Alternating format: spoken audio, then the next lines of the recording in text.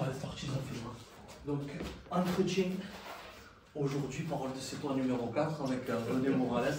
Ça fait un moment qu'on devait le faire. On a eu du mal à se concorder nos emplois du temps. Mais donc, ça y est, ça se fait. Donc, merci à toi tout d'abord. Merci. Et René, on va parler de ta vie qui est riche. Ah oui, ça on peut le dire. Donc, on va commencer par le Depuis le commencement, début. depuis le début. Ouais. Donc, tu es né où? Ouais, Et qu'est-ce qui a fait que tu arrives par la suite à Sète? Bien voilà. Donc je suis à Sète depuis 1962. Depuis juillet 62, je suis né de l'autre côté de la Méditerranée. Je suis né en pleine guerre d'Algérie, à Oran, en Algérie française.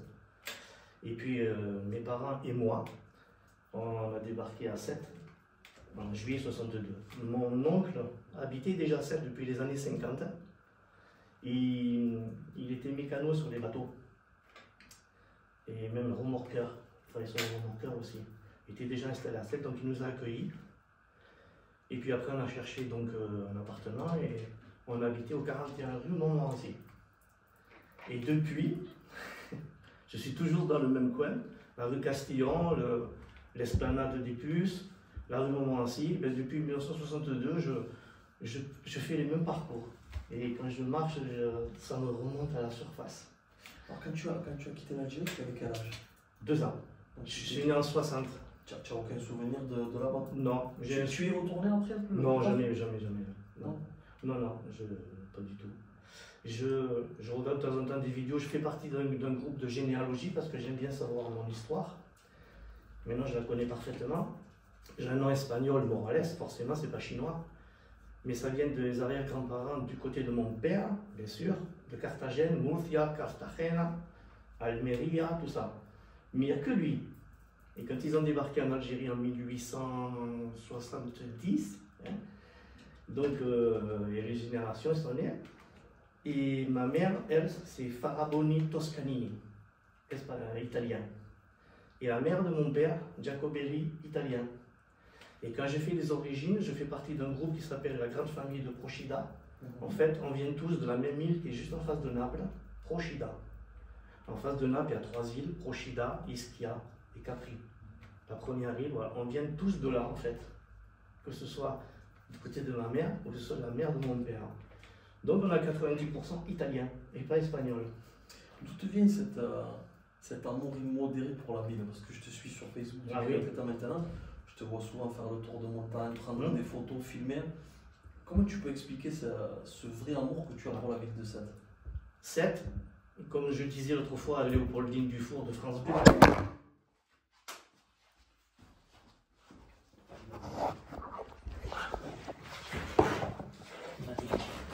Allez, viens, on continue, c'est pas grave. Non, j'ai pas envie qu'il repasse. Il faut que tu sois à côté de moi. Oui, donc Léopoldine Dufour de France Bleu m'avait invité juste après la Saint-Louis de l'année dernière, 2024. Et j'étais le premier invité de sa nouvelle émission. Les gens qui aiment bien pourquoi ils sont venus, ils aiment la région et tout ça, et moi Sète, j'aime Sète, moi Sète, c'est comme une femme. J'ai un amour de Sète comme si j'aimais une femme. Immodéré. Immodéré. Et je dis toujours Sète, ma ville bien aimée. Et Sète, j'ai beaucoup contribué à Sète, et surtout mon père. Et d'ailleurs, je te remercie de m'inviter et je rends un hommage à mon père, qui était un homme fabuleux, qui a travaillé à la mairie de Sète. Quand on est arrivé d'ailleurs en 62, il était peintre en bâtiment et tout ça. Il a fait une demande à la mairie, après il est rentré à la mairie. Et c'était lui qui était carnavalier, à l'époque du Corso. Donc déjà, quand tu es jeune, les chars, et mon père qui travaillait à la mairie de Sète, après le comité des fêtes, c'était impressionnant. Et puis moi aussi, je faisais de l'animation à l'époque. J'étais jeune, quand j'étais ado. J'étais rentré chez une personne qui m'a tout appris. Il s'appelle M. Pierre Cambon, Grand rue Mario Roustan. Il avait un très grand magasin d'électroménager et c'était surtout un sonorisateur. Donc on faisait des sonorisations professionnelles. J'ai travaillé, on a fait la sonorisation avec Sylvie Vartan, Joe Dassin, Léo Ferré, des grosses têtes. Memphis Slim, Stéphane Grappelli, Petrucciani. C'est ça qui t'a permis de franchir un palier, de travailler ensuite pour Adam 7? Oui, après ça a continué. Mais si tu veux, à 7, je faisais toutes les animations des joutes. On faisait la Saint-Pierre, la Saint-Louis. J'ai installé tous les biréflexes, les haut-parleurs. Tout ce qui concerne la sonorisation. Tout ce qui est sonorisation.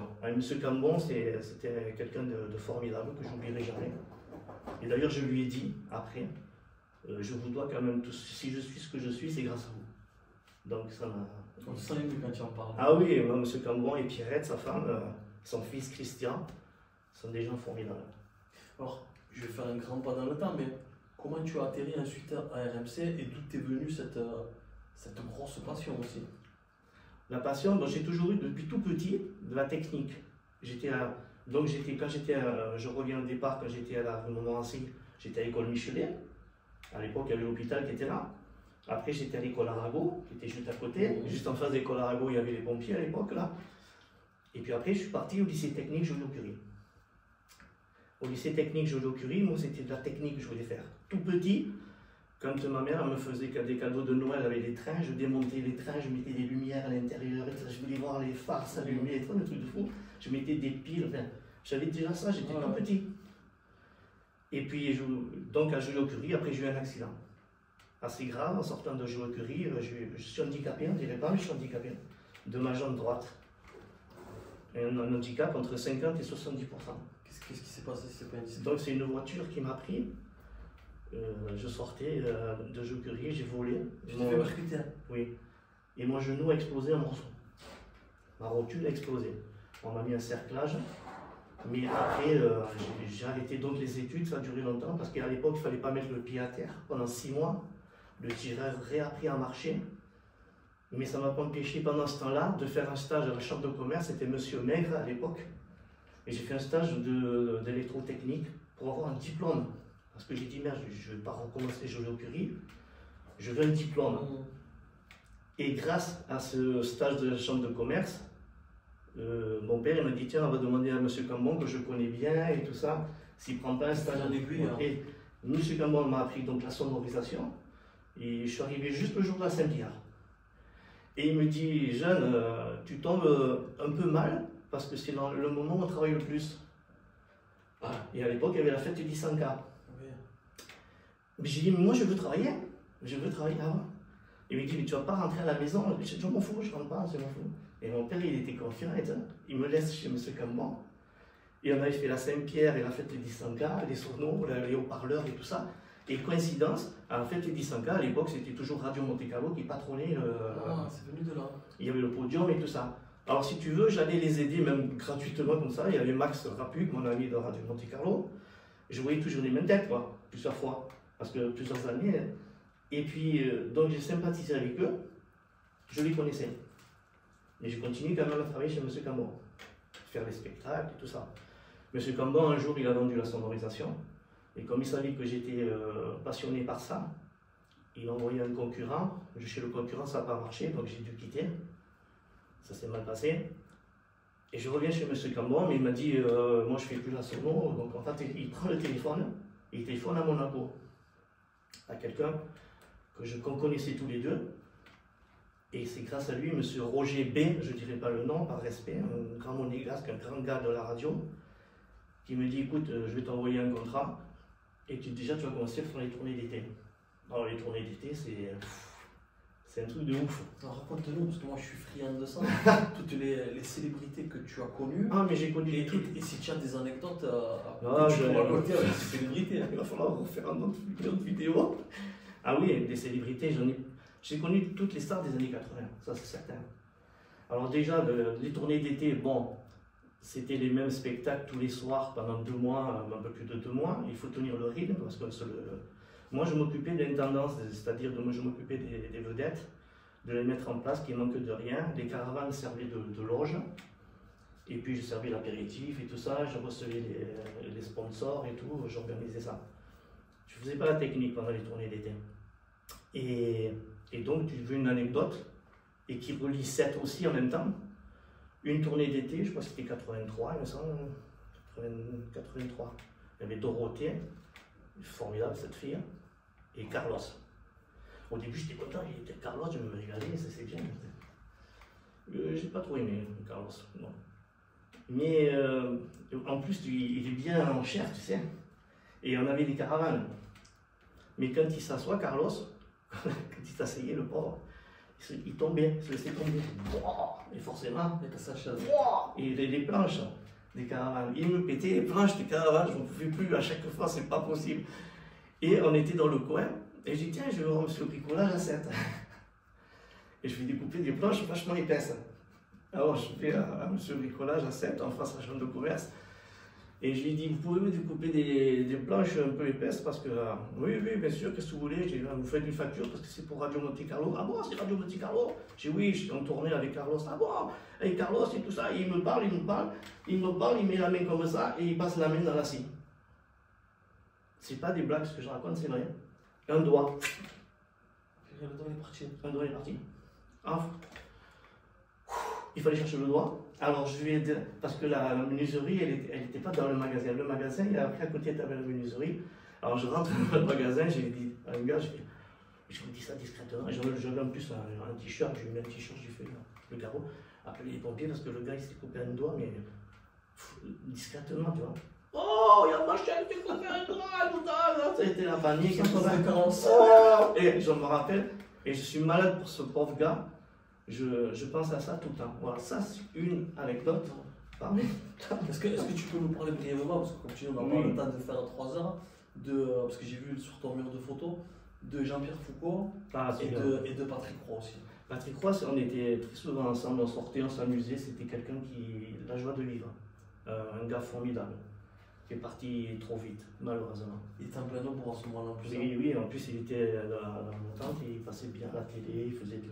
Enfin, c'était voilà. Le genre idéal. Oui, ouais, voilà, bon, il était un peu coureur de jupons, mais et puis, non, c'était un gars formidable.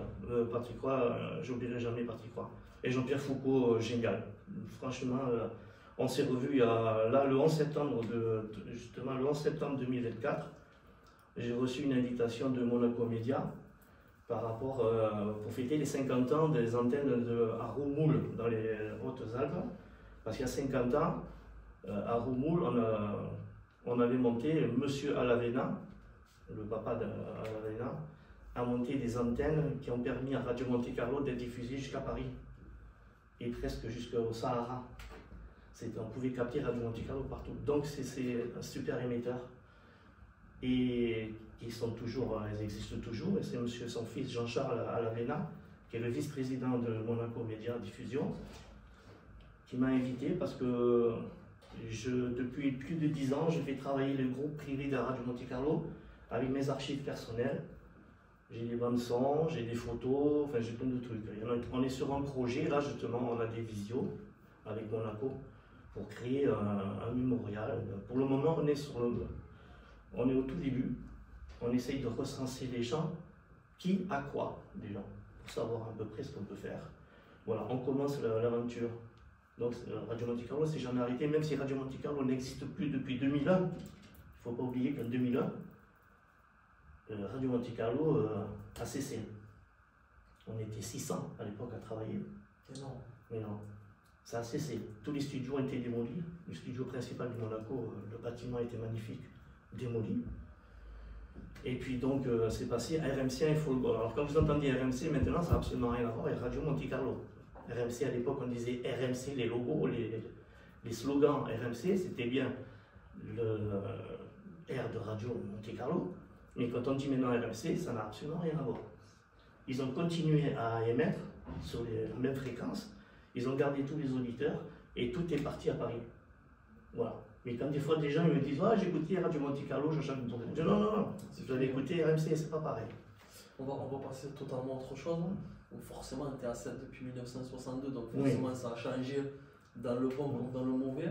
Est-ce que tu peux nous parler du set que tu as connu et du set de maintenant? Quelles sont les différences majeures pour toi? C'est vrai qu'il y a beaucoup plus d'estradigères. Et le c'est-toi, j'aime bien quand je me balade, que je fais le tour de montagne et tout, que j'écoute là. Tu as l'accent de 7, bon, je ne l'ai pas, moi. J'ai un accent du sud, mais pas forcément de 7. Mais tu te régales. Il y a l'âme. Et je ne voudrais pas que tous ces gens qui viennent de l'extérieur, qui s'installent à 7, ils aiment bien 7, pourquoi? Parce que quand ils viennent pendant les joutes, ils viennent pendant la feria, ils viennent pendant la feria, pardon. Ils viennent pendant la Saint-Louis, la Saint-Pierre, ah, c'est magnifique, mais forcément. C'est une ville qui est bouillonnante, qui vit, c'est la fête. Les gens, ils ont envie de faire la fête. On en a marre de tout ce qui se passe. On veut faire la fête, on veut s'amuser. Et alors les gens, ils aiment ça. Puis après, ils s'installent, et après, ils se plaignent du bruit, et ils se plaignent de ci, ils se plaignent de là. Donc, on va perdre carrément l'identité de 7. Tu as peur que ça se boboise trop? Oui, tout à fait. Ça, c'est certain. Ça, c'est certain. Et il faut garder cet angle de 7, parce que 7, c'est une ville formidable. Et quand je vois Monaco, c'est une belle ville. Je préfère 7. C'est pas pareil. C'est pas... Eh bien, écoute, 7, c'est magnifique, on est bien ici. Bon, c'est magnifique. Moi, je préfère le côté étang d'auto. Quand je fais la plagette, que je vois l'étang, Metz en face, Bouzigues, c'est d'une beauté incroyable. Quand je fais le tour de montagne, j'entends le son des gabions, la mer qui tape sur les rochers, à la corniche. On sent que quand tu en parles, tu as des phrases poétiques.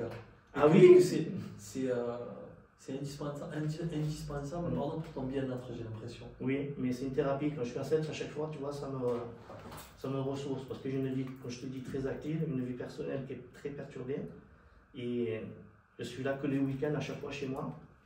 Et quand je viens, je suis... Ressource. Ah ouais, alors là, je suis bien. Qu'est-ce que je suis heureux. Et surtout avec toi. C'est gentil. Et pas moi. C'est vrai, c'est vrai. J'aimerais que, pas pour finir, mais on n'est pas loin de la fin, mais je sais que ça te tient à cœur aussi.